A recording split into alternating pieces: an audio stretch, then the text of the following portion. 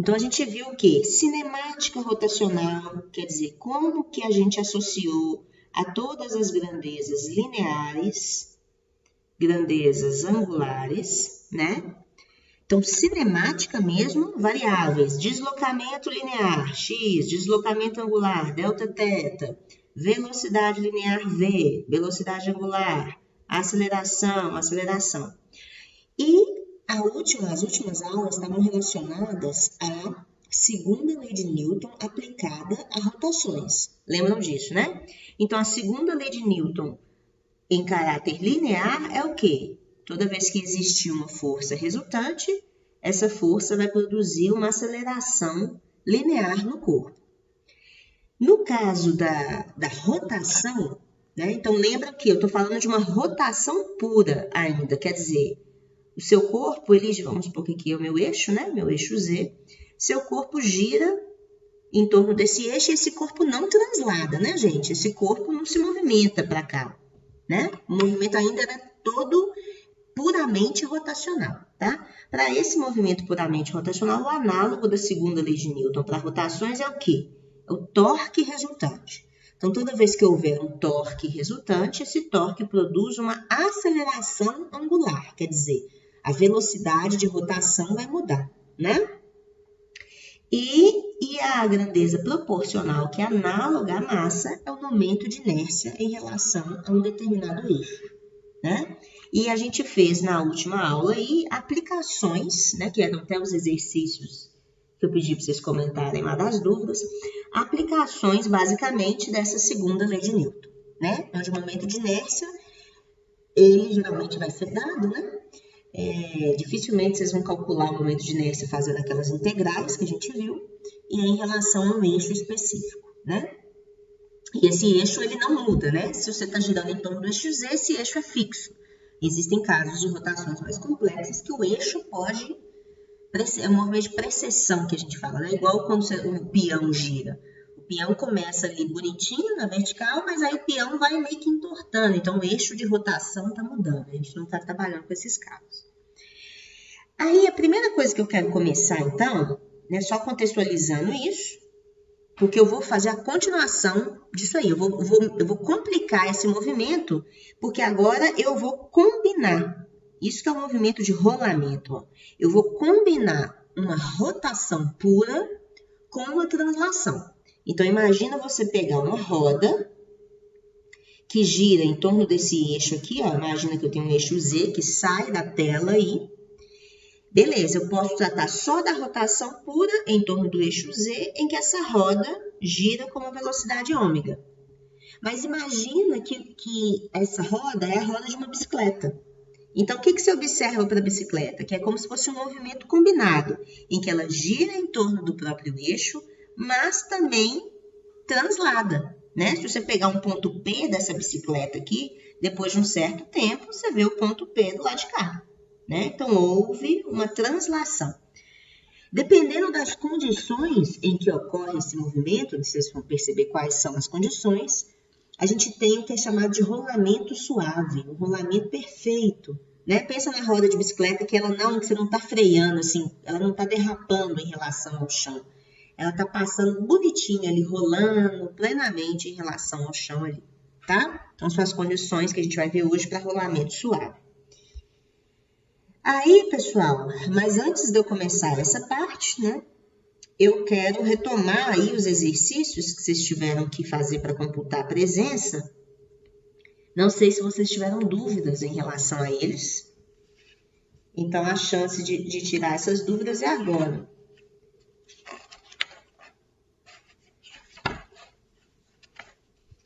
Deixa eu tentar. Alguma dúvida no 71? 71 é mais tranquilo. 71, né, a aplicação da máquina de anti-mood aí, em que você tem... Então, a gente já trabalhou muito com exercícios assim, né, gente? Você tinha o quê? Imagina-se que esse era um exercício lá de leis de Newton de translação normalmente. Então, o que a gente analisava? Analisa as equações de movimento para o bloco 2. Basicamente, você ia ver, né, a força resultante sobre ele, não é verdade? Se ele estava acelerando, etc. Analisaria para o bloco 1 e morreria aí, né? Toda vez que existir agora um exercício em que envolve rotação, agora a gente vai considerar o caráter real da polia. Então, vai aparecer 3 equações, a do bloco 1, a do bloco 2 e a da polia.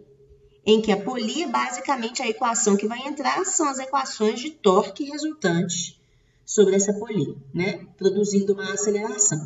E a maneira como essas 3 equações vão estar conectadas é justamente pela conexão que vai existir entre a aceleração linear desses blocos. Tá sim, tá sendo, tá, José? É que eu estou usando outro programa.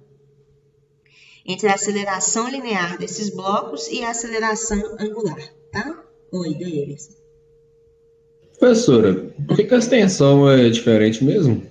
Para mim elas são iguais, a corda é a mesma, não? Hã? A extensão T1 e T2 são diferentes? Por quê? Isso. Elas geralmente vão ser diferentes, tá? O que acontece quando você tem um movimento de rotação é que quando você considera essa corda apoiada, porque antes essa polia para a gente é como se ela não existisse, certo, Davidson? A polia antes, ela só servia para mudar a direção do movimento, tá?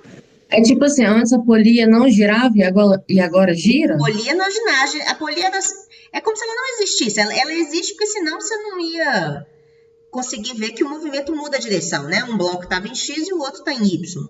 Se você não tem a polia, você não consegue fazer isso, né? Basicamente. Você podia até apoiar uma corda aqui assim. Tá? Era como se a corda tivesse, se tivesse 2 partículas, ó. Uma aqui, a outra aqui e uma corda que encostava ali na mesa, então mudava de movimento. Era basicamente isso, porque você também considerava os blocos como pontos, tá? Então, por isso que a gente fazia esse tratamento dessa tensão desse jeito, tensão toda igual, tá? A partir do momento que você tem esse objeto real, que provoca um rolamento da corda, né? À medida que a polia gira, você não pode considerar essas tensões iguais, tá? Vocês iam ver aqui o seguinte, provavelmente, se você considerasse as tensões iguais, você ia ver que essa polia não roda. Tá? Vocês iam observar que esse ponto da polia aqui, ó, ele não sofreria uma aceleração, correspondente justamente ao fato desse ponto rodar, né? Porque esse ponto desce, né? À medida que a polia roda, tá? A gente ia observar um torque resultante nulo, então a polia não rodaria, é como se não existisse a polia. Então, por isso que essas tensões são diferentes, tá, Davis? Tá, agora eu entendi, fez sentido. Beleza. Então, gente, eu preciso fazer o 71, como é que é? Ou eu não preciso fazer, posso fazer o 66, não preciso.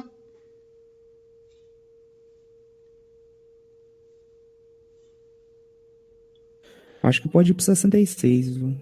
Tá. O 66, quem entregou feito, não sei o que vocês fizeram para achar Vocês precisavam do momento de inércia da casca, né? Que eu não forneci. Então, eu não sei quem entregou o exercício aí, eu não sei o que fez. Deixa eu pegar ele aqui.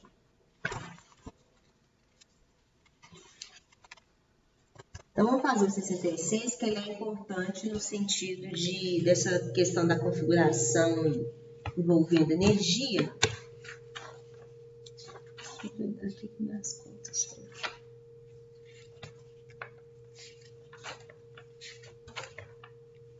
Então, vamos lá.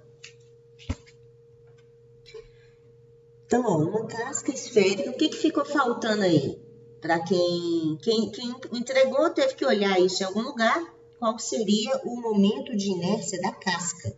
Porque isso não tem naquela figura tabelada lá, não tinha, né, tá? Então, o momento de inércia da casca, que não foi dado, ele é 2/3 de mR2, tá? Então, ficou faltando esse dado aí.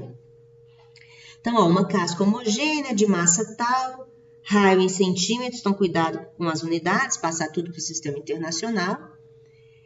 Pode girar em torno de um eixo vertical sem atrito. Uma corda de massa desprezível está enrolada no equador da casca, passa por uma polia, cujo momento de inércia é tal, e raio 5 centímetros. E está presa a um pequeno objeto de massa M, 0,6 kg. Não há atrito no eixo da polia e a corda não escorrega na casca. Qual é a velocidade do objeto depois de cair 82 centímetros após ter sido liberado a partir do repouso? Então, use considerações de energia e vocês vão ver que vários dos exercícios da próxima aula... e vários dos exercícios da próxima aula envolvem considerações de energia. Muitas vezes, pessoal, vocês vão poder resolver do jeito que você quiser. Eu quero resolver usando aquelas equações de movimento lá de cada corpo. Ok, você vai ter que conseguir relacionar as equações dos 3 corpos, tá? E muitas vezes você pode resolver por energia, né? Só que às vezes o exercício vai exigir que você resolva por energia. Então, você tem que ficar atento aí se o exercício exige, né? Se não exigir, você resolve do jeito que você quiser, tá? Então, vamos lá, ó. No sentido de usar considerações de energia, a gente vai usar a conservação da energia mecânica do sistema, pessoal. Então, quem que é o meu sistema? O meu sistema são os 3 corpinhos, a casca, a polia e o bloco. Então, eu vou analisar aqui, lembrando que energia mecânica, né, é energia cinética, mais a energia potencial, tá? Lembrando que agora, antes era translação, energia cinética que existia era só meio de mv², né? Onde você tinha uma velocidade linear dos corpos ali. Agora vai entrar também a energia rotacional, não é isso? Então, a cinética vai ter esses 2 termos geralmente, que é meio, ó, faz um análogo lá para rotacional, meio de I ômega ao quadrado, tá? Então, a energia mecânica vai ser a cinética, por exemplo, esse bloco vai ter cinética, porque ele vai cair, né? Transladando. E esses 2 corpos vão ter cinética rotacional, né? E ainda as potenciais que tem a ver, lembrar que potencial gravitacional, no caso, já que não tem mola, é mgh ou mgy, né? Então, isso tem a ver com a posição desses corpos. Então, ó, minha situação antes é todo mundo em repouso. Se todo mundo está em repouso, a energia mecânica total do sistema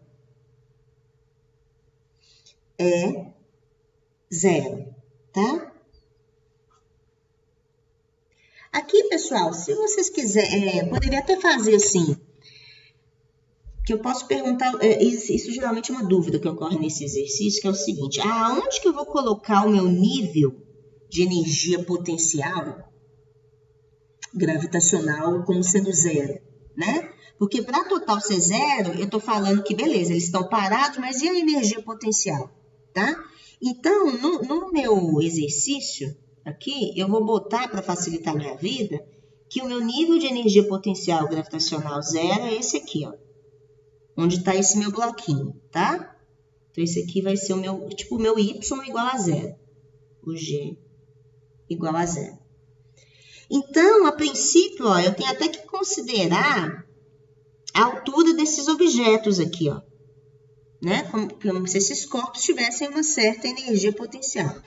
Eu não vou fazer isso, tá? Mas se você escrever lá assim, beleza, ó, energia mecânica total vai ser a potencial lá da bola, mais a potencial da polia, mais a potencial do bloco é 0, né? Mais as cinéticas. Então, seria isso, antes. Se eu fizesse depois, a situação depois, esses blocos vão rolar, né? Vão começar a movimentar. Então, seria a cinética da casca, mais a cinética da polia, mais a cinética do bloco, mais a potencial do bloco, porque o bloco vai sair do ponto de energia potencial zero, mais a potencial da casca, mais a potencial da polia. Estão vendo? Então, esses termos eles vão aparecer igualzinho lá na total. Então, eu não vou ficar escrevendo eles o tempo inteiro, tá? Então, eu vou ficar considerando aqui basicamente a questão da potencial do bloco. Tudo bem? Então, por isso que eu estou falando que a mecânica total aqui é zero, como se eu não vou considerar a potencial desses dois blocos aqui não, tá? Mas se você for fazer formalmente, você pode escrever, porque eu não sei, né, exatamente essa altura ali. Você pode escrever um casca, polia. Não sei se vocês estão entendendo o que eu estou falando. Tá? Mas então, ó, então desprezando essas alturas da casca e da polia ali, a minha energia mecânica total de antes é zero, tá? Entenderam, gente? Coloquei meu nível aqui, tá? Meu nível y igual a zero aqui. Então, vamos criar expressões para energia mecânica de depois. Então, depois todo mundo movimentou, tá? Então, afinal, vai ser energia mecânica, que tem que ser o quê? A cinética da casca, não é verdade? A casca vai rotacionar com uma certa velocidade angular, ômega. Cadê? Ômega. Então, afinal, vai ser meio de I da casca, ômega ao quadrado. Eu vou pôr aqui um ômega F, vou pôr aqui ômega F, não, vou pôr ômega C, que é ômega casca. Essa é a energia mecânica de depois. Que situação é essa depois? É depois quando? É depois que esse bloco cair 82 centímetros, tá? Então, depois que o bloco cair 82 centímetros. Vocês conseguem visualizar isso, gente? Como se eu tivesse congelado essa situação. O bloco cai 82 centímetros, então quer dizer que ele vai chegar lá embaixo, nesses 82, com uma certa velocidade final, concordam? Né? Porque ele está descendo acelerado. Então, se você congelar o momento em que ele caiu, o bloco vai ter uma certa velocidade final. A casca vai estar ali justamente girando, como ela vai sair do repouso rotacional e vai atingir uma certa velocidade final, que eu estou chamando de ômega C, tá? A mesma coisa para a polia. A polia estava em repouso, ela vai ser acelerada e vai atingir uma certa velocidade angular, que eu vou chamar ômega P, que é o ômega da polia ali. Tudo nessa situação final, tá? Então, continuando. Então, vai ser cinética rotacional da casca mais cinética rotacional da polia. O I da polia vai ser ali o I do disco, né? Que vai ser ômega P ao quadrado. Mais, que mais? A cinética do bloquinho, que vai chegar lá com uma certa velocidade final. VF. Mais quem? Uma potencial, não é isso? Potencial gravitacional, porque o bloquinho saiu da potencial zero. Essa potencial vai ser positiva ou negativa, gente?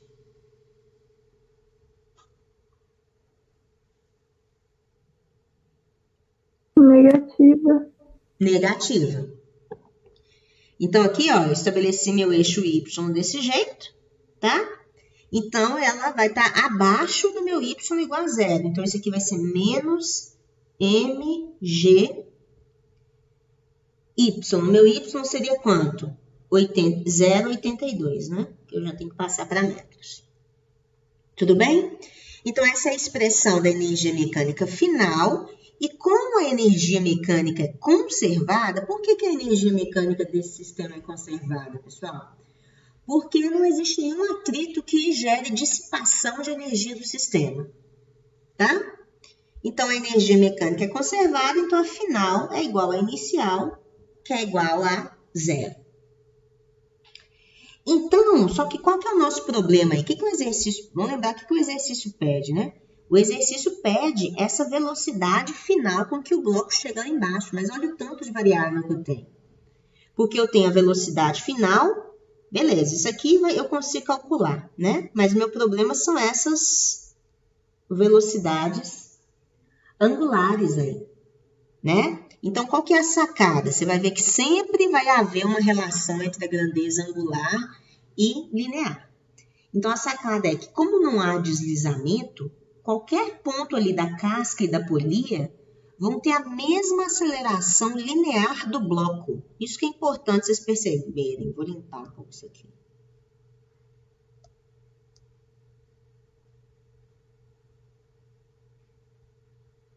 Então, ó, basicamente em todos os exercícios a gente está usando essas considerações. Ó.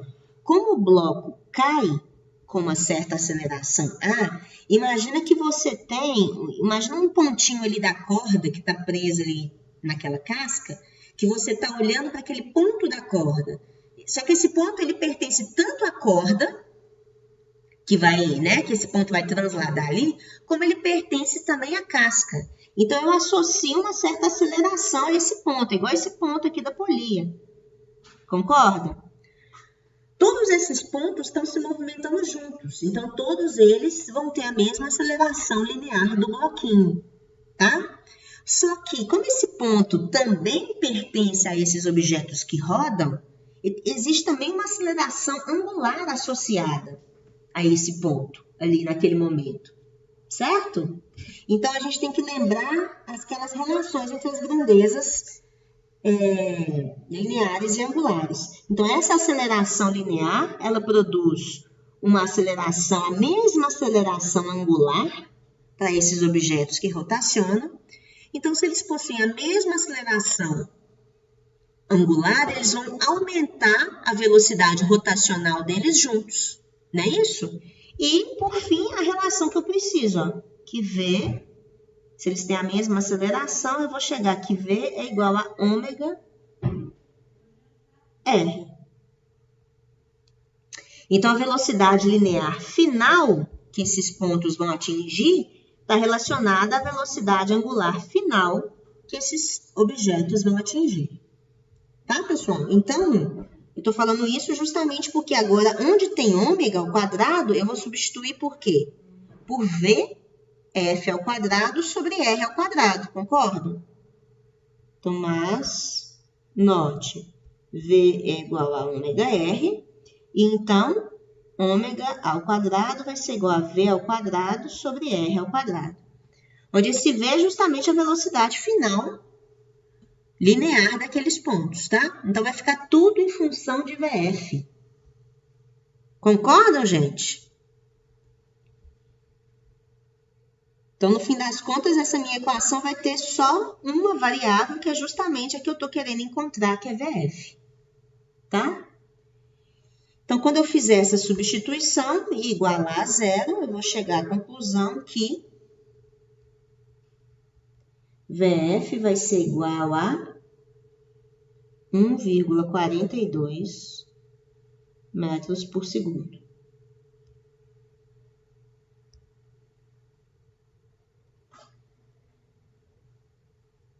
Tudo bem? Então, quem teve dúvida aí, é no exercício mais chatinho aí, tá?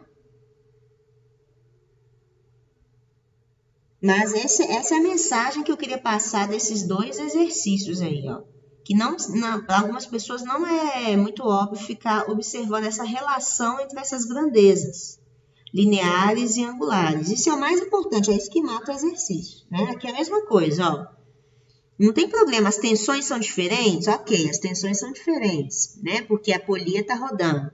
Mas os objetos estão se movimentando juntos. Então, esse tem uma mesma aceleração desse bloco, né? E se você considerar um ponto aqui na polia, ó, esse ponto também, ó, tá acelerando linearmente, mas a polia também roda com uma certa aceleração angular. Então, ó, sempre você vai enxergar uma relação, ó, já que V é igual a ômega R, se você derivar em relação ao tempo, A é igual a alfa R, né? Então, essas duas relações vão te salvar na hora de relacionar as equações entre esses corpos. Beleza? Pera, professora, volta lá um pouquinho, porque eu errei. Daí deixa eu só ver lá o finalzinho da resolução. Isso. Vou tirar um print aqui para ver. Tá, já abri. Então, vamos finalmente aí começar a parte de rolamento, que é simples, né? A parte da teoria, e a gente vai fazer 2 exercícios.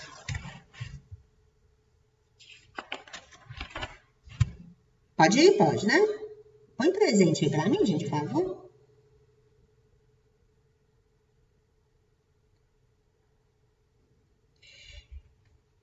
Então, ó, vamos lá. Quais são as considerações que a gente precisa fazer para entender o movimento de rolamento? Então, ó, nós temos um eixo de rotação fixo, tá? Basicamente, você vai imaginar a roda da bicicleta.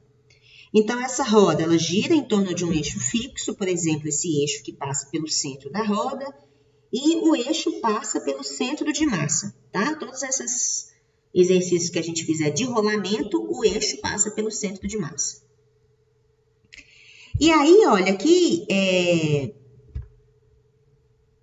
a gente observa perfeitamente o movimento de rolamento a partir dessa figura, e ele foca lá em 2 pontos importantes para estudar o rolamento, tá? O pontinho que está na extremidade da sua roda e esse ponto central. Então, a gente pode entender esse movimento como um movimento combinado. Um movimento combinado de translação pura. Olha só, pessoal, à medida que essa roda rola, né, o ponto vermelho aqui, ó, ele vai rolando, vai abaixando, esse ponto vermelho vai tocar o solo, né? Então, qual que é a observação importante? Você não vê aqui no chão nenhuma sombra vermelha, ó.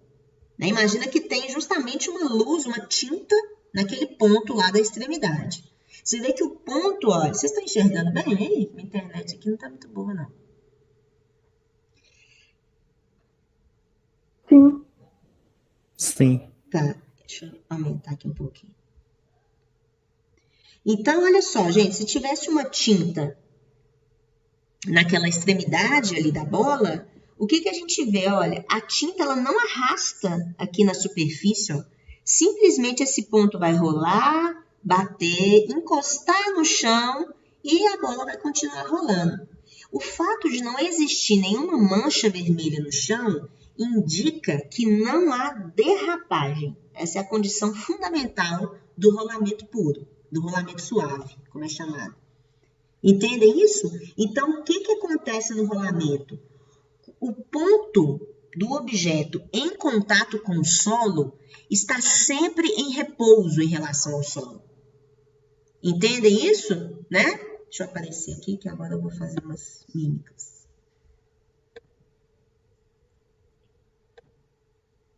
Então, ó, você tá lá, até trouxe esse papel aqui, ó. Então, se eu marcar,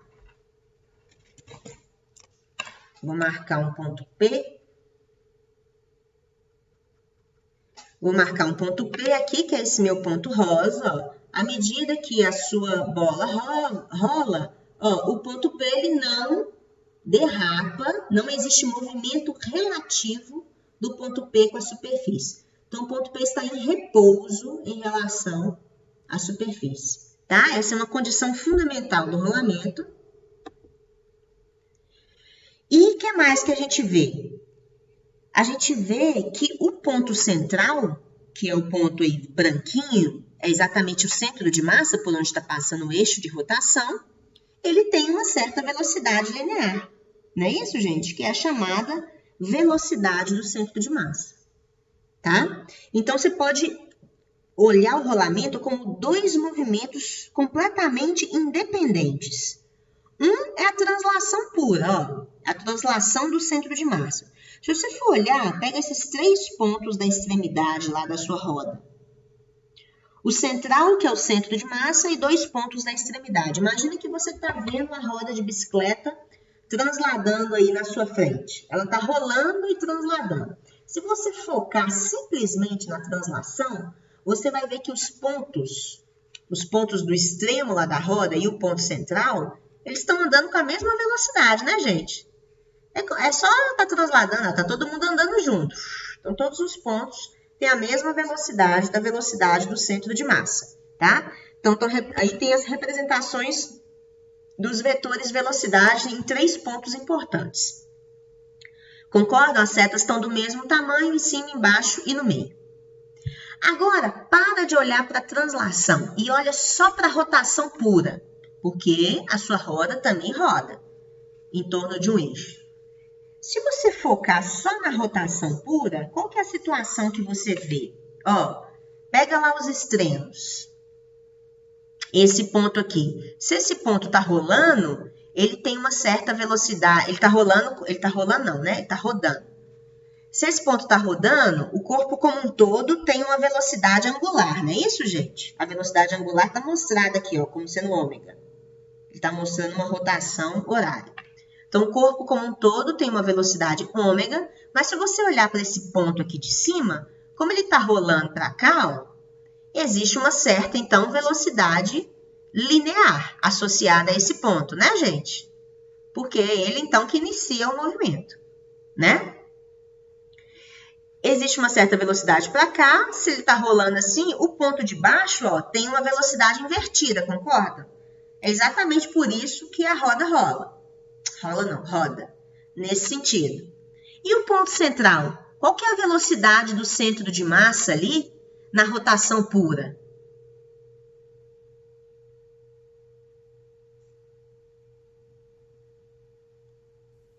Zero. Zero, se os dois ao contrário. Se você está olhando só para a rotação pura, o seu ponto central está parado. Não é isso? Então, agora, combina esses dois movimentos para você ver como que ficam os vetores velocidade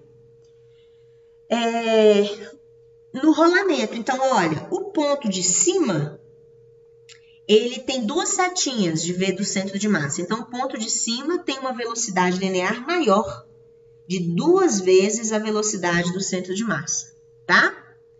O ponto central, se você combinar os vetores, vai dar o V do centro de massa. E o ponto inferior, que está sempre em contato com o solo, se você combinar, é zero. Tá vendo que nós provamos aí que o ponto inferior está sempre em repouso em relação à superfície no rolamento? Tá? Então, ó, a velocidade de cima é maior, senão você não conseguiria ver esse rolamento aí, tá? Isso foi deduzido da análise separada dos dois movimentos. Tudo bem? Ok. Então, isso só para demonstrar que o ponto P está em repouso, isso vai ser importante na resolução dos exercícios. E a última condição que a gente vai ver para o rolamento vocês estão vendo que não é nada diferente, né? É só um caso especial de um movimento aí que envolve rotação. E a última condição, que talvez seja mais difícil de perceber, é essa condição que eu vou mostrar aqui, ó. Deixa eu aparecer aqui. O que ele quer? O que esse slide quer mostrar para vocês? O seguinte. É mais fácil você pensar isso imaginando que você está em cima de uma bicicleta, tá? Então, notem o seguinte. Você está lá na bicicleta, nós estamos marcando um ponto P, que é esse meu ponto rosa, que eu marquei, e esse vai ser o ponto especial que a gente vai analisar nesse movimento. Você está em cima da bicicleta pedalando, então a sua roda roda, né? Só que para uma pessoa que está no referencial da rua, te vendo passar, o seu ponto P está transladando, que a roda está saindo do lugar, né? Então, notem isso, olha. Para um referencial, imagina que ele contou um certo intervalo de tempo. Ah, vou contar 10 segundos analisando essa roda.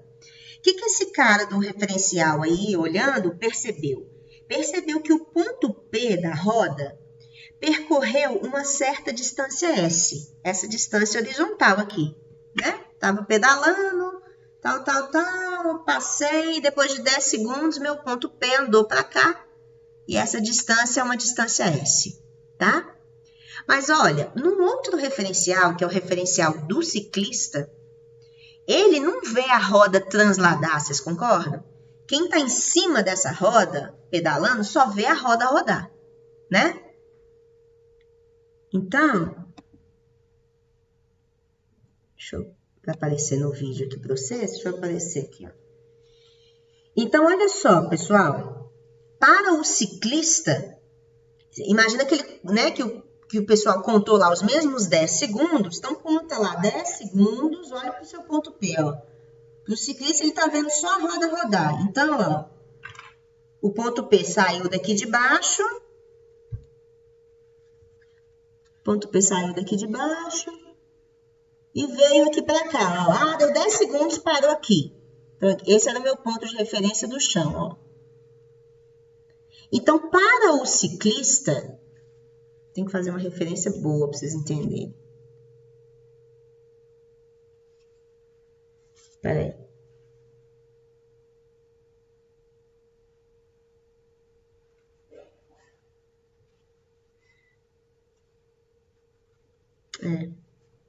Vacalhei, deixa eu fazer de novo. Então, ó, esse lado aqui. Então, aqui tá meu ponto P, tá? Esse ponto, depois de 10 segundos, ele andou... Deixa eu marcar aqui. Pra cá. Então, ó.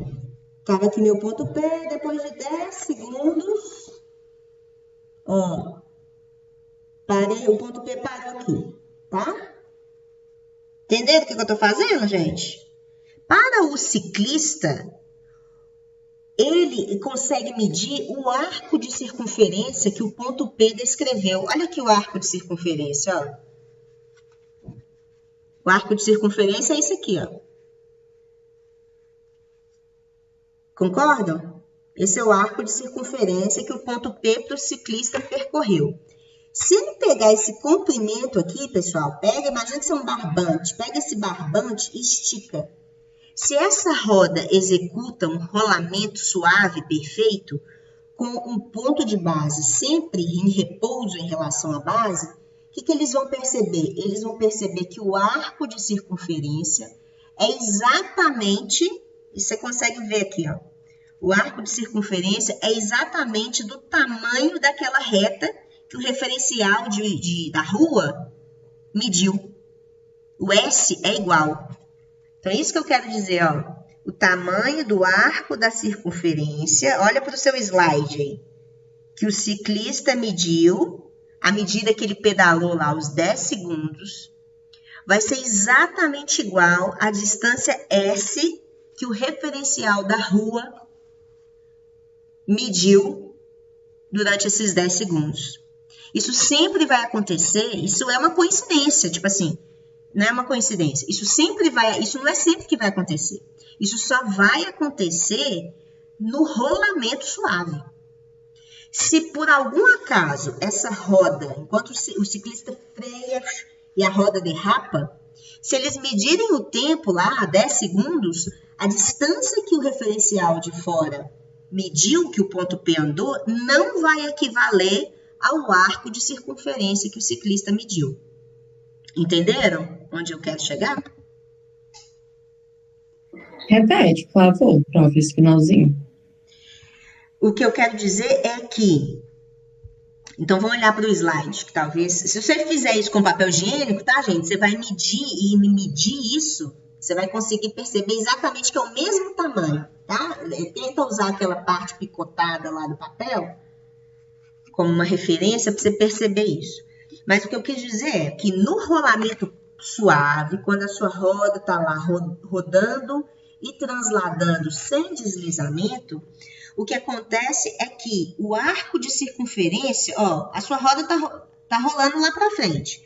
Foca lá na mancha, pensa que toda vez que a roda encostar na base, tem um corante na base e a roda suja, tá? Vamos supor que a pista tem uma tinta vermelha na pista.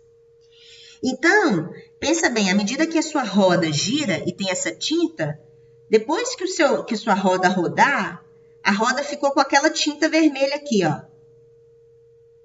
Essa roda percorreu esse arco de circunferência, tá? À medida que ela deu essa roladinha lá na base, tá? Só que esse arco de circunferência, você consegue medir ele tem tantos centímetros, tá? Se você consegue medir esse arco de circunferência e esticar, ele vai coincidir exatamente com essa distância S que uma pessoa viu a roda transladando. Entendeu? Isso sempre vai acontecer quando existe... Entendi, mas aí eu só não tinha entendido.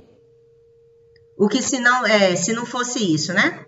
Se, Jordânia, se a roda derrapasse, se a roda rodasse, mas ela também derrapasse, se existisse um movimento relativo da roda com a superfície, esse arco de circunferência, essa parte manchada da roda, não ia ter o mesmo tamanho dessa distância que a pessoa de fora viu a roda percorrer. Entendeu? Isso só acontece, essas distâncias só são iguais porque é um rolamento suave. Entendi. Tá? Então, pessoal, justamente por essa condição especial, a gente nota que sai mais uma equação. Isso acontece mesmo com a bicicleta lá? Se ela rolando perfeitamente, isso vai acontecer. Tá? Se você conseguisse medir, isso é fácil de medir, né? Você faz 2 marcações lá, é basicamente isso aí que está na foto, né? Com papel higiênico dá para você medir. Então, é isso que está acontecendo, tá? Se você não está freando, derrapando, né? Que a gente consegue dar uma cantada de pneu de bicicleta, né? Não é esse o caso. Então, olha só, pessoal. Como isso está acontecendo no rolamento suave, vai aparecer mais uma equação importante desse movimento, que é o seguinte, olha lá, a gente já sabe, ó, que S, que é o meu arco de circunferência, ele vale quanto? S vale o ângulo ali, θ, vezes o raio, que no caso aí é o raio da roda, tá? Se eu derivar, então olha só, é que parece muito óbvio essa equação, porque a gente já viu antes que V é igual a ômega R, tá? O que eu quero é que vocês entendam que não tem nada a ver uma coisa com a outra. V é igual a ômega R numa rotação pura, não é verdade? Você tem uma rotação pura, o trem não está transladando. Essa rotação dessa roda, ela tem uma velocidade angular ômega.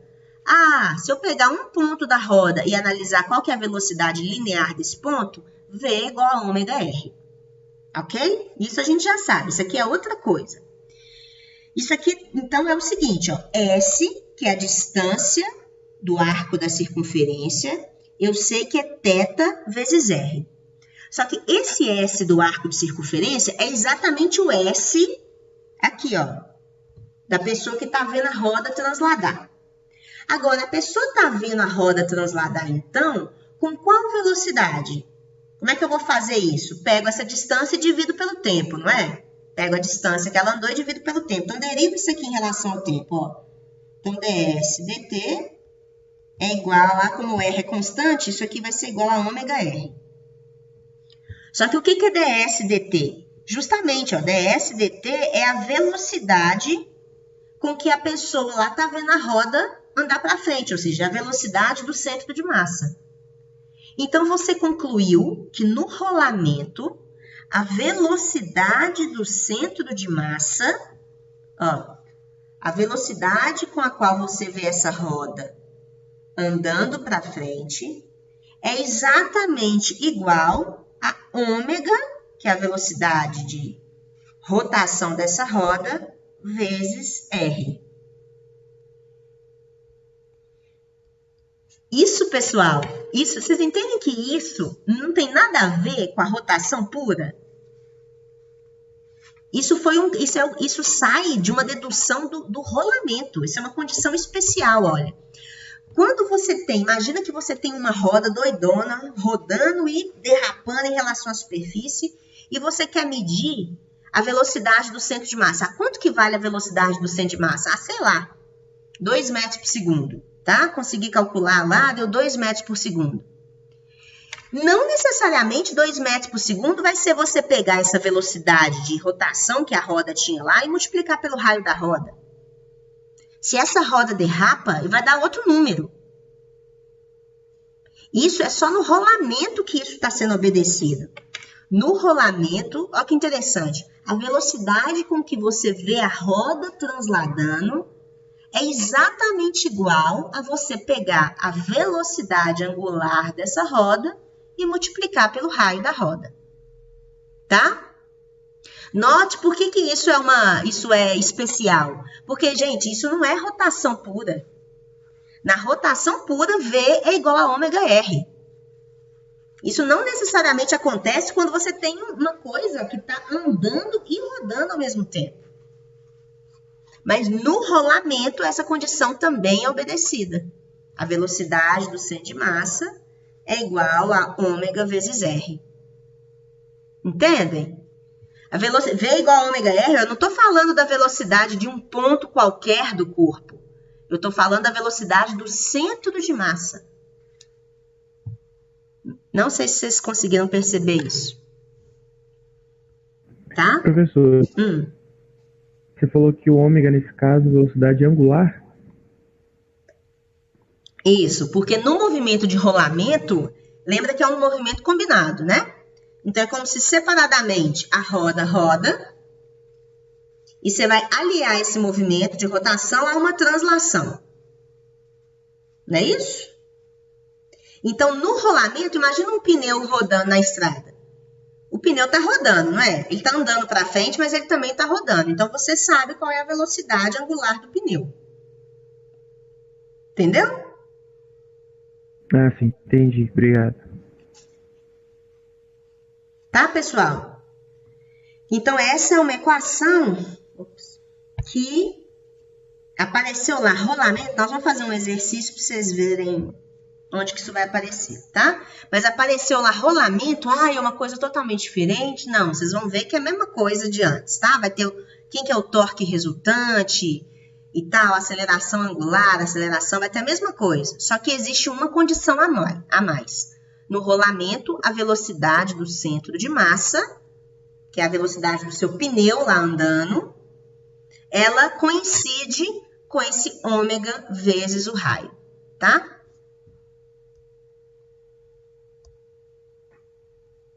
Deixa eu sumir aqui. E aí, então, para finalizar,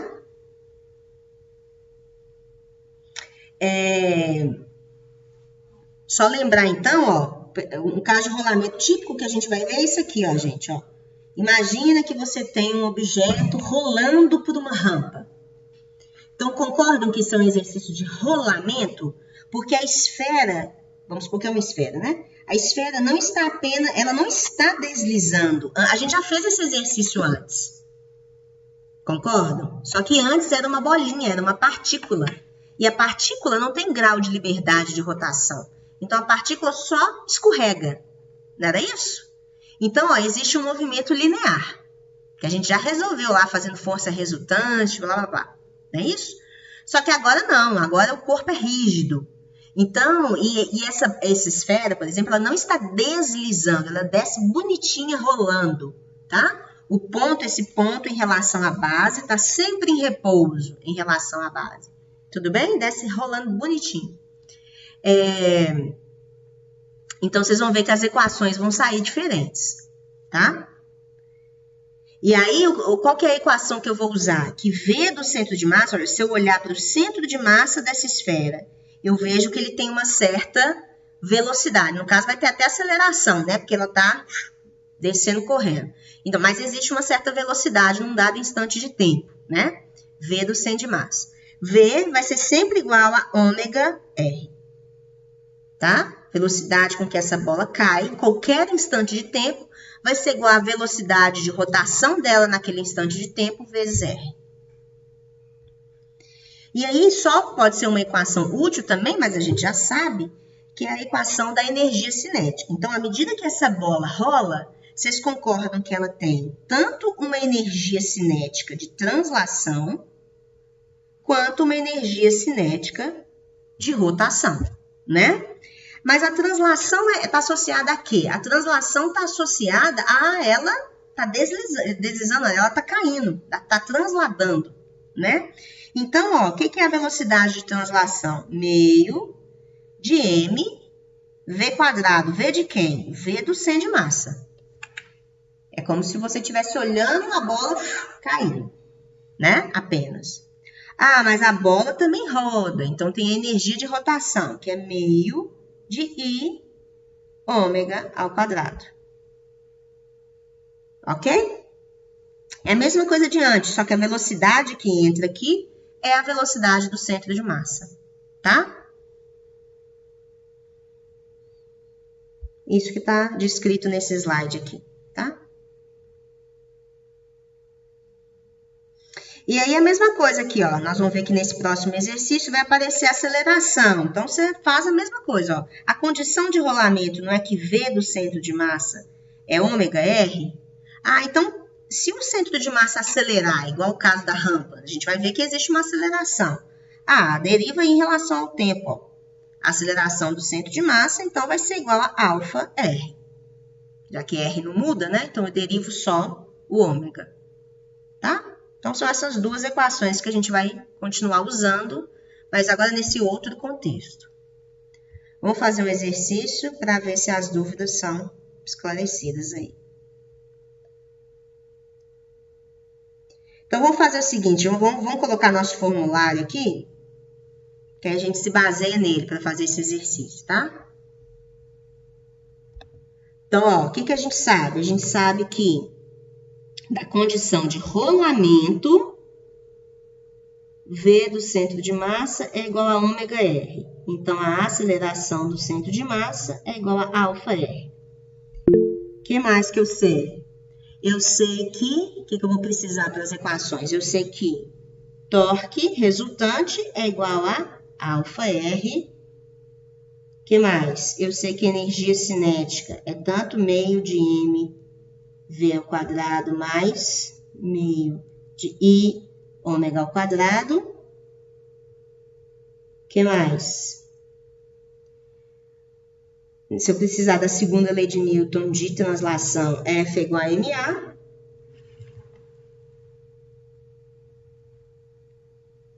Acho que com isso a gente consegue resolver. Então, vamos seguir os passos da instrução do problema aí, ó. Rolamento sem deslizamento num plano inclinado. Um corpo rígido desce rolando sem deslizar. Obtenha uma expressão para aceleração do centro de massa do corpo. A aceleração do centro de massa do corpo. Gente, não viaja na maionese, não. Tipo assim, esse exercício é... Opa! Deu pau aí? Estão me vendo? Estão vendo o slide? Sim. Tá. Sim. Então, olha, lembra, você já fez isso antes. Se eu te pedisse assim, isso aqui é uma partícula. Aliás, vamos fazer isso. Ache a aceleração do centro de massa, ache a aceleração da partícula, se ela é uma partícula. Tipo, se ela não é um corpo rígido. Como é que você faria isso? Ó? Você ia seguir os mesmos passos de antes. Aqui é θ, aqui é h e aqui está a sua partícula. O que eu tenho que fazer? Diagrama de corpo livre, não é, gente? Ó, diagrama de corpo livre, esse aqui é o meu eixo Y, aqui é o meu eixo X. Aí, o que você ia fazer? Forças. Então, eu tenho peso, vertical para baixo, P igual a mg. Eu tenho a normal, vertical para cima. Não existe atrito, certo? No caso ali, vamos supor que ela tá deslizando. Então, é uma pista de gelo, tá? Então, essa aqui é uma pista sem atrito. Então, o que eu vou fazer? Vou pegar peso e vou decompor em PY e PX. Não é isso? O θ rebate entre P e PY. Quais são as equações que eu acho aqui, pessoal? Eu preciso mexer com torque? Não, porque o negócio não roda, é uma partícula. Então, eu preciso só analisar uma situação em Y e em X. Em Y, o que está acontecendo? Equilíbrio. Somatório das forças em Y é igual a zero. Então, a normal é igual a PY. Então, a normal é igual a mg cosseno de θ.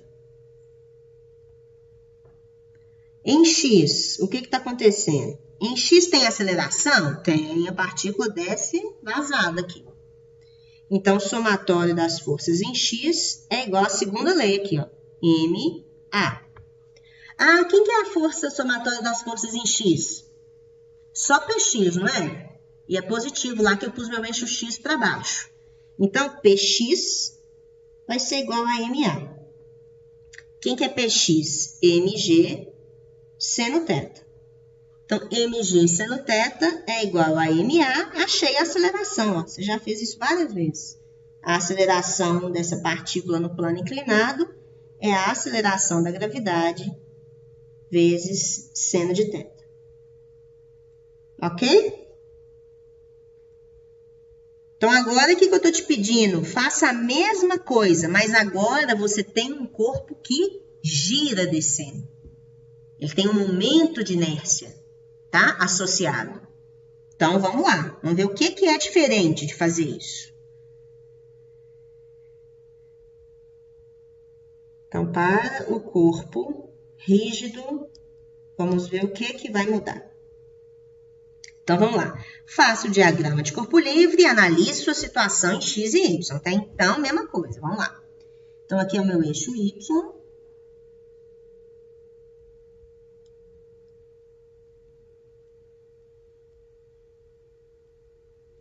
Aqui é o meu eixo x.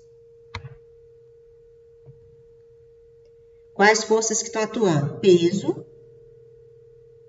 Vertical para baixo. Ele me deu a massa mzão, ó, peso mg. Tem normal? Tem. Normal. Ah, o que eu posso fazer com peso? Decompor o peso em x e y. Então, isso aqui é px. Isso aqui é py. Isso aqui é θ. Agora, pessoal, qual que é a sacada aqui? Faça as considerações sobre atrito. Eu ainda não coloquei a força de atrito, não sei se ela existe, tá? Eu quero que vocês me ajudem a pensar aqui. Se esse é uma bola, pensa que isso é uma esfera, não é mais uma partícula. Se essa é a esfera e você representa as forças peso e normal apenas, né? Você até decompôs o peso. Então, o que você tem? Que quem faz essa bola cair é o Px, não é isso? Que você vê claramente. Eu quero saber o seguinte. Essa bola rola?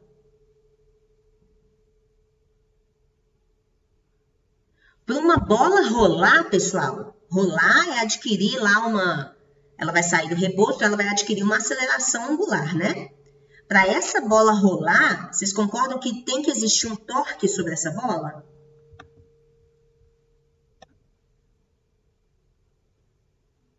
Sim? Quero saber se vocês acham que Px é responsável por fazer essa bola rolar.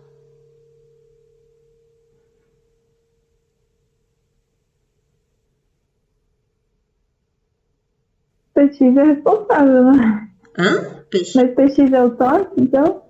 Então, o que é torque? Ah, faltou essa fórmula aí, né? No formulário. Torque. Eita. Faltou essa fórmula aí. Torque. Ah, não.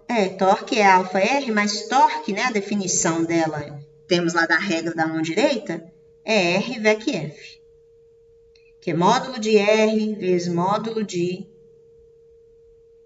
F vezes seno do ângulo entre R e F. Então, olha para Px, a partir dessa definição, R VEC F, RF seno de θ. E qual que é o torque de Px? Quanto que vale? Px é a força, né? Px é o F. Então, quanto que vale o R? Não. Aí, primeiro, você tem que identificar quem que é o eixo, né, gente? Quem que é o eixo de rotação? O eixo, vocês concordam que é o eixo aqui, ó, que passa aqui, entrando ou saindo? Vou pôr entrando aqui. Vocês concordam que a bola gira, né, no sentido horário? Ó, vou virar aqui para ficar igual para vocês. A bola gira no sentido horário, o dedão tá lá para dentro, não é isso? Então, meu eixo de rotação é esse eixo aí, para dentro da tela, para dentro da página. F é Px e R, quanto que vale? O que é R no torque? R não é raio, né? R é a distância do eixo ao ponto de aplicação da força.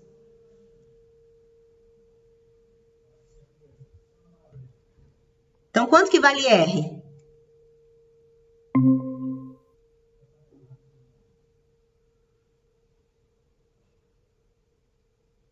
Hein, galera? Mas aí é R sendo o ângulo da força, não é? É. Só que o ângulo é 0. O ângulo é 0. Mas vocês concordam que o R também é 0? PX está exatamente aplicada no eixo. Concorda? Sim. Ou então você pode olhar que o ângulo é 0. Isso vai dar 0. É só olhar, gente. Ó. Se você pega uma esfera e faz essa força... Se não existir atrito, tá? Se não existir atrito, porque eu não pus atrito aí. Se não existir atrito e você pega essa esfera e puxa com a força PX, essa esfera não rola, não. Ela só desce.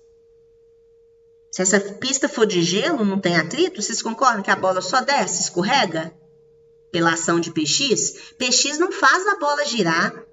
Lembra que quem faz a bola girar é uma força que produz torque. Então, quem faz essa bola girar é uma força que está aqui, ó. Olha lá, ó, cadê o R dessa força? Concordam? Se você pega uma força bem ali na base da esfera, ó, e aí sim ela é capaz de fazer essa bola girar em rotação horária. Porque ele tem um torque, ó. Cadê o R? R é essa distância aqui, ó. Que vai ser o próprio raio da esfera. R VEC F, ó. Dá certinho. R VEC F, aqui é difícil de vocês verem, né, amor? R VEC F, olha lá, o ângulo é 90, ó. Seno de 90, ó. Concordam que essa força azul faz essa bola girar? E não PX? E quem que é essa força? Tá faltando, então, ela no diagrama. Essa força é a força de atrito estático. Força de atrito estático entre a bola, entre, sei lá, a esfera e a superfície. Oi, Davidson.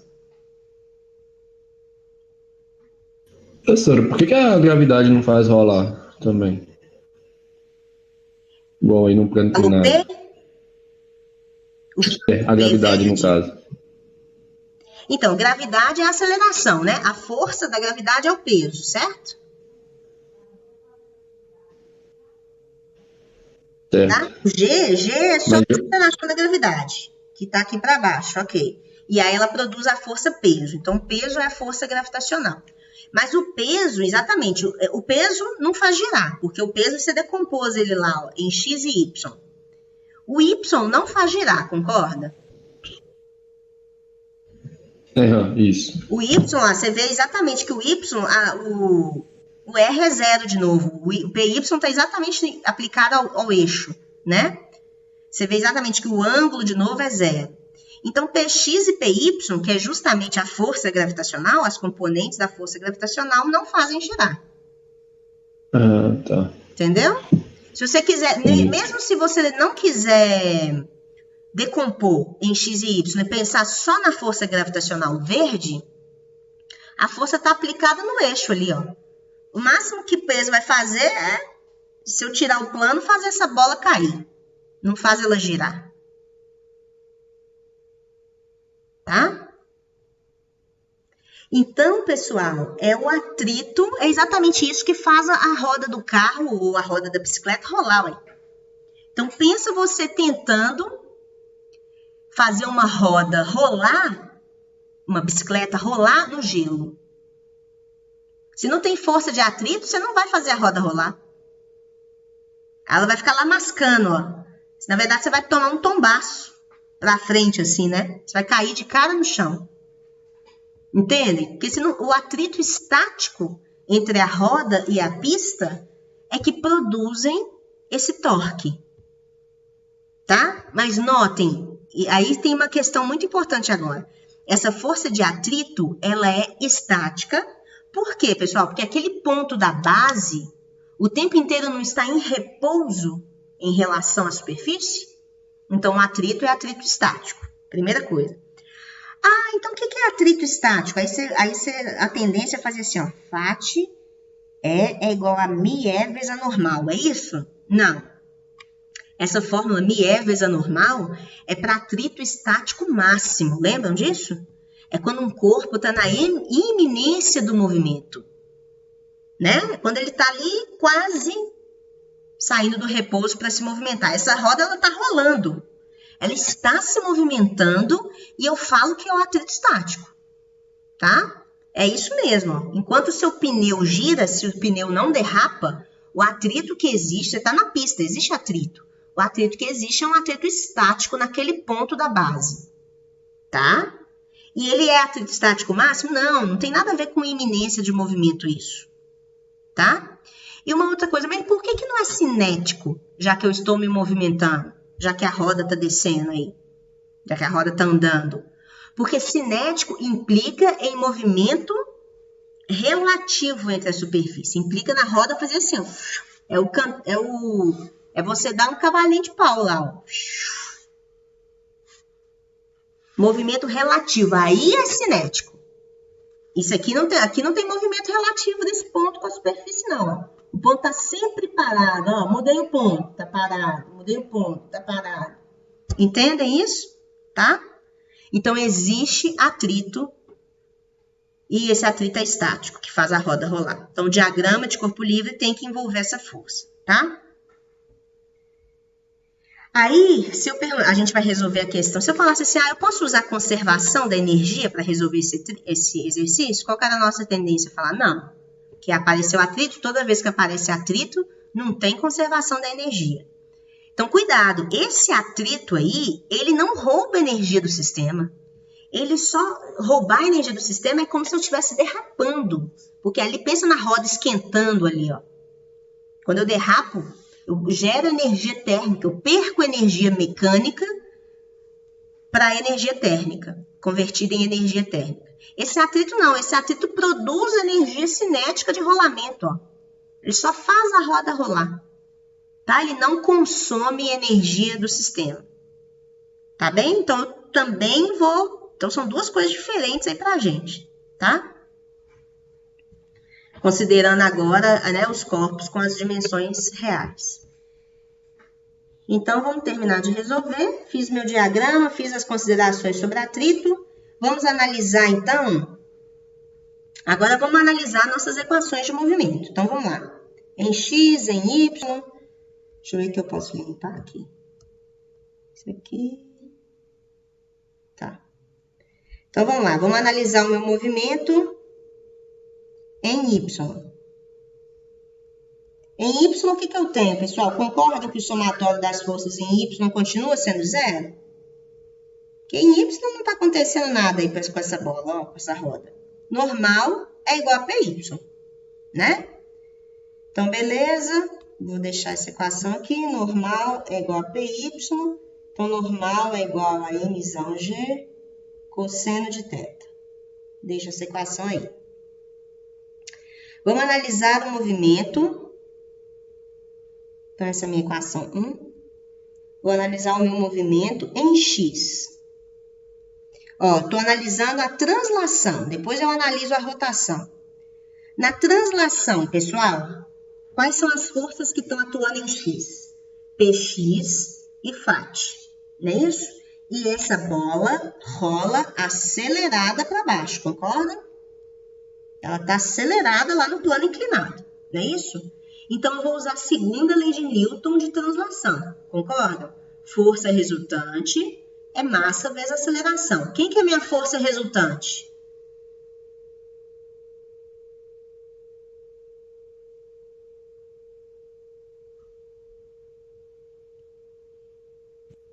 Qual que é a expressão? Px menos Φ. Isso, Px menos Φ. Que eu pus meu eixo x para baixo, né? Então, em x, somatório das forças em x é igual a ma. Então, Px positivo menos Φ, que é o Φ estático, é igual a m, que é a massa do objeto, vezes a aceleração. A aceleração de quem, gente? Eu não preciso colocar esse cm, não, mas é a aceleração do centro de massa, né? A aceleração da bola lá, do corpo, Mas, como é a translação, eu estou olhando para a aceleração do centro de massa desse sistema, como se ela fosse uma partícula, não é? Quando eu monto essa equação aqui, eu estou olhando a bola como se ela fosse uma partícula. Está tudo igual até então, né? Só o atrito que apareceu aí. Então, deixa eu ver se eu posso simplificar alguma coisa. Por enquanto, vou substituir Px, né? Px é mzão G seno θ menos Φ é igual a mzão vezes a aceleração do centro de massa. Pessoal, o exercício pede para eu achar uma expressão para aceleração do objeto, né? Então, eu vou isolar essa aceleração aqui, tá? Então, ó, minha aceleração do centro de massa vai ser igual, vou dividir tudo por m, vai ser G seno θ menos Φ sobre mzão. Essa é a minha equação 2. Tá? Para eu resolver essa equação, então, eu preciso achar uma expressão para Φ estático. Aí eu falo, Φ estático é μe vezes a normal, fechou. Não. Se você resolver assim, você está considerando um exercício como se fosse atrito cinético lá de uma bola, de uma partícula descendo, acelerada, freando. Tá? Não é isso. Esse Φ é de rolamento.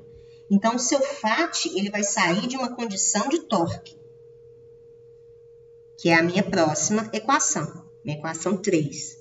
Então, vamos analisar a equação, a rotação desse objeto, torque, as condições de torque. Lembrando que torque é R VEC F, o módulo, então, é RF seno de θ. E o torque resultante é quem? Torque resultante é momento de inércia vezes a aceleração angular do objeto. Então, vamos analisar o torque. Pessoal, torque resultante é o torque de todo mundo, tá? Então, você tem várias forças gerando torque, é torque geralzão. Mas aqui, a única força que gera o torque é o Φ. Porque, olha, Px, Py, normal, não produzem torque, não fazem essa bola girar. São forças que estão aplicadas exatamente no eixo. Se você pega uma porta e tenta ela fazer girar na dobradiça, que é o eixo de rotação, essa porta não gira, tá? Então, o torque resultante é só o torque da força de atrito. Conseguem ver que é R vezes Φ? O torque vai ser positivo ou negativo? Aí vai depender da sua convenção aí, né? Ó, eu estou considerando, eu já ponho o eixo no sentido certo, né? Que eu sei que vai ter a rotação. Então, ó, R, VEC F, ó, R, ó, as mãos, dedo da mão, não sei se vocês estão conseguindo ver, ó, dedo da mão no sentido lá do R, ó. A palma da mão vai abraçar a força, ó, abraçou. Ó o meu dedão ficou para dentro.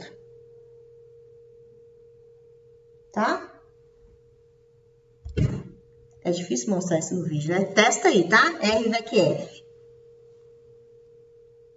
Isso, dedão para dentro da tela, foi justamente o eixo que eu defini ali como sendo o sentido positivo, só para não ter que preocupar com esse sinal, tá? Então, Então, ó, torque vai ser, dúvidas me falem aí, tá? Então, torque vai ser apenas de Φ. Então, torque vai ser R é o próprio raio do objeto, R vezes Φ vezes seno de 90, é igual ao momento de inércia do objeto, que eu não sei se é esfera, se é disco, pode ser qualquer coisa, cilindro, vezes a aceleração angular. Então, olha que interessante, eu achei uma expressão para Φ, ó. Φ não tem nada a ver com μ vezes a normal, o Φ vai ser momento de inércia vezes a aceleração angular do objeto, porque existe aceleração angular, né, gente? Teve torque, ela estava parada e adquiriu uma velocidade angular, então ela acelerou. Então, Iα sobre R. Essa é a minha equação 3. Agora, o que eu tenho que fazer para achar a aceleração linear? Combinar as equações. Então, eu vou combinar essas duas equações aqui, ó. e acha uma expressão para aceleração do centro de massa. Então, a aceleração do centro de massa vai ser G seno θ menos φ, cadê φ? I alfa sobre emissão R. Essa seria uma expressão para aceleração final. Vamos ver se eu posso deixar aí, fiz na prova e deixei isso aí, tá certo? Ainda não tá pronto. Por quê? Ok. G eu sei, θ eu teria informado, I eu tenho que saber o objeto, né, para saber qual que é o I. Emissão ok, R ok, mas o que é alfa? Quem que é a aceleração angular? E aí, como é que eu saio dessa, gente?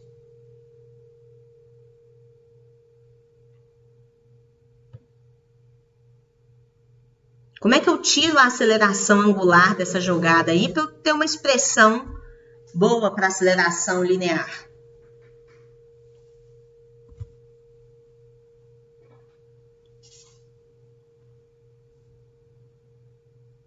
Agora é que entra geralmente a dificuldade, né? Ó, são duas variáveis que se relacionam entre si. A aceleração linear está associada à aceleração angular. É sempre essa relação que conecta as coisas. Então, lembrem, a bola está rolando. Nós fizemos essa condição. Ó. Para a condição de rolamento, lembre que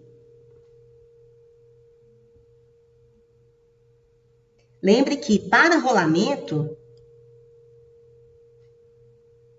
a velocidade do centro de massa não é igual a ômega-r, deriva em relação ao tempo. Então, a aceleração do centro de massa é igual a alfa-r. A relação entre elas é essa. Então, alfa, a aceleração angular desse objeto, vai ser igual à aceleração linear sobre o raio desse objeto. E aí eu substituo e acho a expressão final. Então, logo, a aceleração do centro de massa vai ser igual a G seno θ menos I. Alfa é a aceleração do centro de massa, vai cair um mR2 aqui. Aí eu junto os A's todos de um lado. Ó.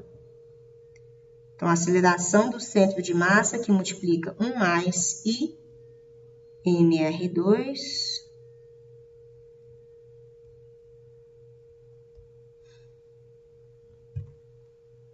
é igual a G seno θ. Então, a aceleração do centro de massa é G seno θ, que era o que a gente tinha achado antes, ó, quando era uma partícula simples, dividido por 1 mais I sobre mR2. Finalmente, achamos.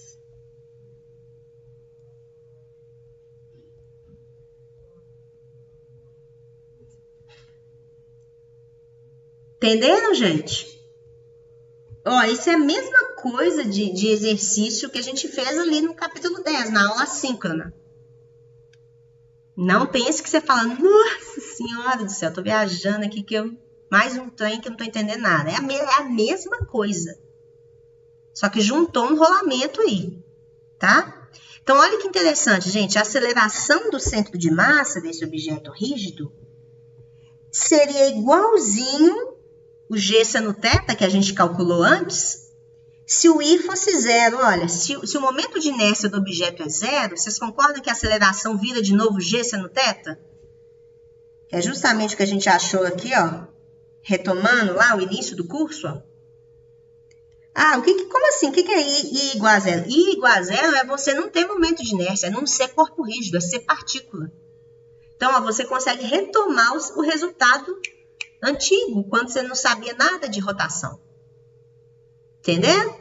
Então, quando você considera o corpo como um todo, o momento de inércia é fundamental para definir a aceleração de queda desse corpo rígido rolando. Tá? E aí, poderia ser um exercício de te perguntar exatamente isso. Ó. Mostre que um cilindro cai com... Aí tem que ver os momentos de inércia, né? Um cilindro partindo do repouso, um cilindro e um disco vão cair juntos, por exemplo, sei lá. Eu não lembro quanto que é o momento de inércia do cilindro, deve ser meio de mR2 também. Mas estão vendo? Aí você consegue saber quem cai primeiro. De uma rampa partindo do repouso é uma esfera, É um disco? É um aro? É uma casca? Porque o momento de inércia vai interferir aí na aceleração, tá? Quanto maior for o momento de inércia do objeto, ele vai chegar por último, que é menor vai ser a aceleração dele. Tudo bem? Então, esse é um formalismo, um jeito de resolver esse problema. Fazendo as equaçõezinhas de translação e de rolamento, de rotação, tá? Posso passar para frente para eu finalizar a aula aqui?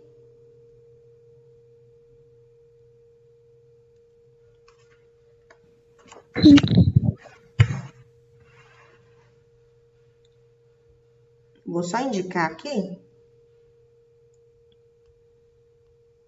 Ó, podia ser um exercício assim, a mesma coisa. A bola rola sem deslizamento, encontre a aceleração do centro de massa do corpo, mas agora usando considerações de energia.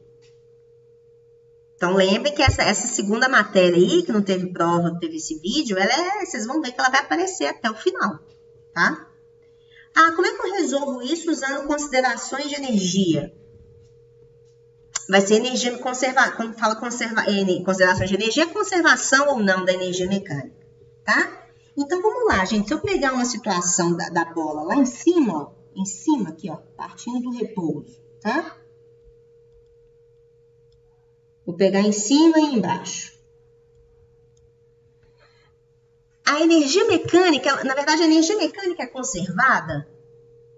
Então, lembra, a mesma coisa, ó. Tem peso, tem o mesmo diagrama, tá? Ó, peso, normal e fátio aqui. Fátio estático. Aí eu decomponho as forças e tal.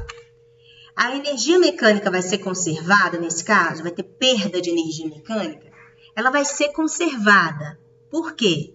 Mesmo tendo atrito, esse é um atrito que produz rolamento. Ele não rouba energia do sistema. Ele não gera derrapagem, não esquenta ali o sistema, digamos assim. Convertendo energia mecânica em energia térmica, tá? A bola não está freando por causa desse atrito. Então, a energia mecânica é conservada. Então, a energia mecânica no ponto A, eu escolho os pontos que eu quero tratar, né? Energia mecânica no ponto A, que é esse pontinho aqui, vai ser igual a energia mecânica no ponto B, que é o ponto de baixo. Qual que é a energia mecânica no ponto de cima? Lembra que energia mecânica é a soma das cinéticas com as potenciais. Energia mecânica lá em cima, tem cinética? Nada, né? Nem rotacional, nem translacional, mas tem potencial. Ah, qual que é a potencial no ponto de cima? MGH, né? O meu U é 0 aqui embaixo, ó. Então, lá em cima, minha energia mecânica é Mzão, G, Hzinho. E embaixo, ó, a bola vai chegar vazada lá, ó.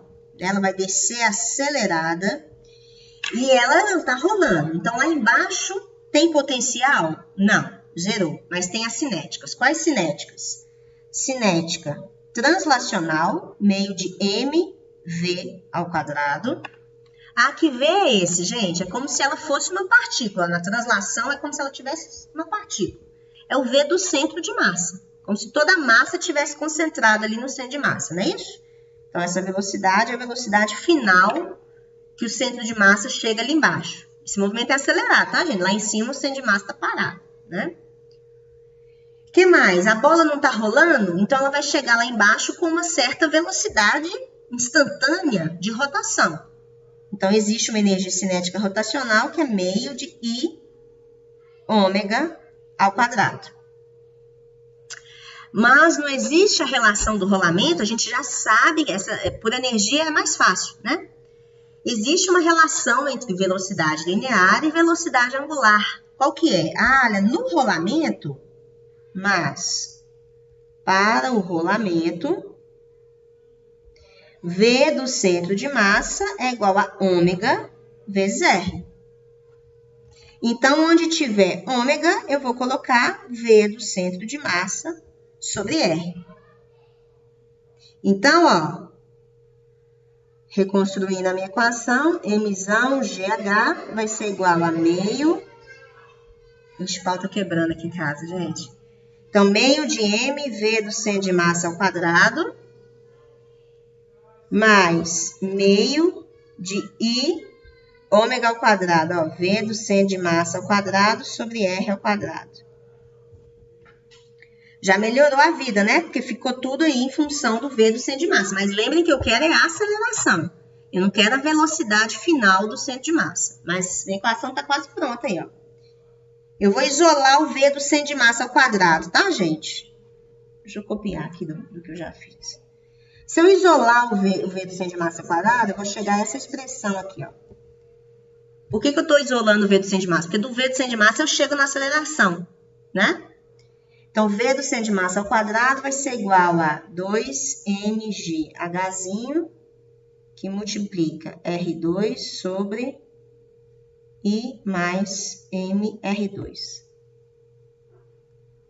Ó, cheguei nessa expressão aqui. Aí, como é que isso vira a aceleração? Tá? Se você der um jeito de derivar isso aí, você vai ter que derivar o H, enfim, você pode fazer isso pensando desse jeito, tá? Mas eu vou usar um jeito mais fácil ainda, que é o seguinte. A aceleração do centro de massa não é constante? A aceleração é constante, a velocidade vai aumentando, mas a aceleração é constante. Então, eu vou usar aquelas equações de cinemática normal, ó. V quadrado é igual a VO quadrado mais 2AD. Lembram disso?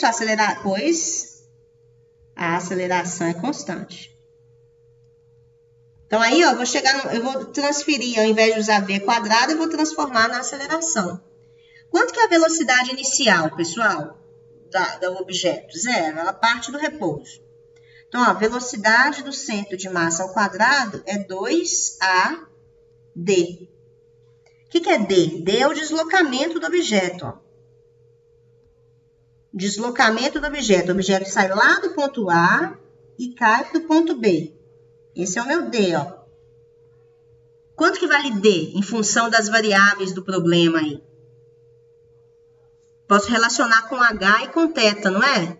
Ó, o que é seno de θ? Seno de θ é H sobre D. Cateto oposto sobre a hipotenusa, ó. Então, D é igual a H dividido por seno de θ. Então, D é H dividido por seno de θ. Então, vocês estão acompanhando, gente? Então, agora é só substituir, ó. Relacionar essas duas equações, ó.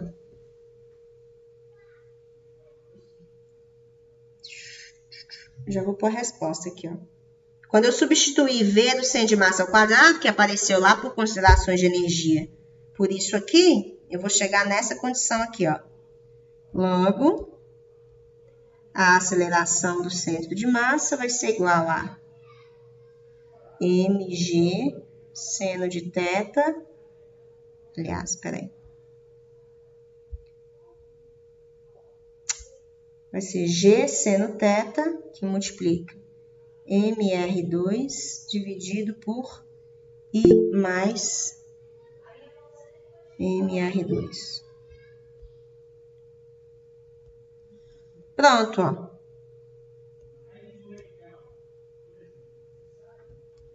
Cheguei numa expressão por considerações de energia. Energia de cima é igual a energia de baixo. Mas o que é da diferente aí?